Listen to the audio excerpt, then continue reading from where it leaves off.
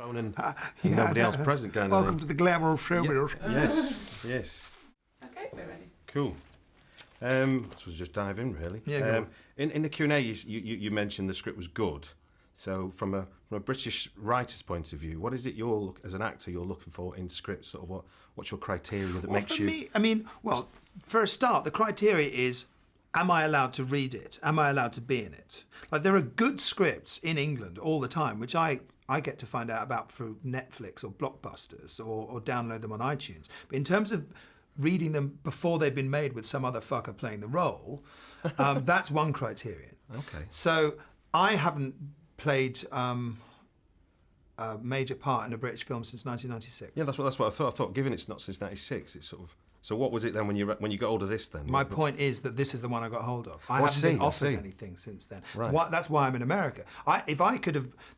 There's not many reasonable British films made in the last 15 years that I wouldn't have been in. Yeah. I mean, you know. Fair enough, yeah. So it's not without a certain amount of kind of sniffiness that I went off to Los Angeles thinking, fuck you lot. But as it happens, you know, going away sometimes helps. Yeah. So, you know, I've had to be a bit of a kind of terrier about getting work. So let's say you get the script, so let's go with the scenario. So you get the script. What are you it's, seeing? For me, it's the fact that it's modern, which I've not had the chance to do. Mm-hmm. It's London, so there's a possibility that I can play him as another. You know, I went to a comprehensive school. You know, I don't come from a rich background. I could have gone either way. You know, so this is no further from me than any other role I've played. So it's an opportunity to do something different, and with a surface thing to play and a different story underneath, which is a good opportunity for an actor, with a couple of good actors already attached. Now, for me, that is, you know, a very good opportunity not to be sniffed at. Yeah. You know, a script like that arrives with Gabriel Byrne. You know, I'm interested. Now, you're a nasty piece of work in this film. That is true. Yes, we can get that. That's factually Yeah, we can right. get that out of the way. So what do you think at the way this film ends? What do you think is the moral at the heart of this story then that you play such a... What do I think is the moral? Yeah, at the heart of the story? I don't work for Hallmark. What do you hope we go away with in terms of? It's a grim world, and what's the point? Really? No, I'm not used to being asked questions like where I'm supposed to come up with a pithy moral. Well, no, but that's a story, isn't it? I mean, it's a story about London, it's a story about gangland, and it's a story about a corrupt cop who obviously is... I don't believe in one-line morals. See, I think maybe that's why I'm an actor. I don't believe that there's one sentence. I mean, it's... Okay, well, take Dixon's character then. Obviously, he ends up in your shoes, as it were, it looks like. Yeah. So what would you say would be... The question would be then, where does he go with that moral dilemma? Does he carry on being the good cop, or is what he's learnt from this story to be Parker? Well, I don't think by the end of the story, I don't think he's learnt much. Yeah. I mean, you know, not to give away too much, he's not really, you know, in much of a thinking position by the end of the film.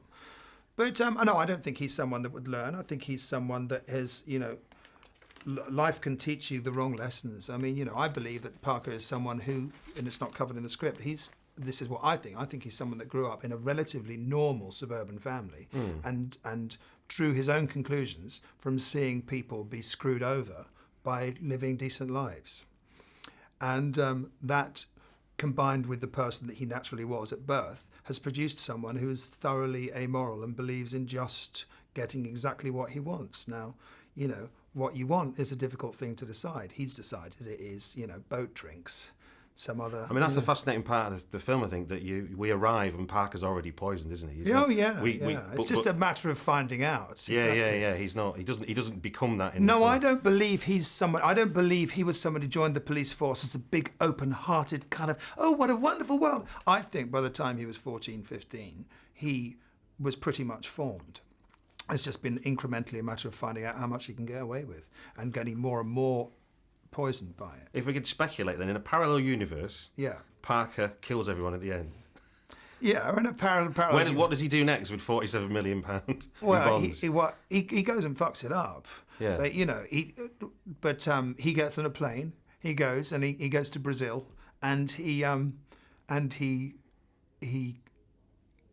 he Biggses it. So Parker's always about he's determined almost to fail by the way he. Oh yeah, I mean it doesn't mean that his plan is rigged to success. In fact, he's got some kind of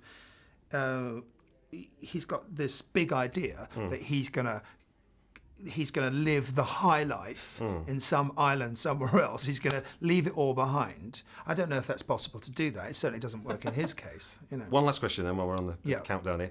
Which scene did you relish the most in terms of? Well, I don't want to give it away. There's a scene which to me is pretty chilling when he kind of lets his best friend down. Yes, okay.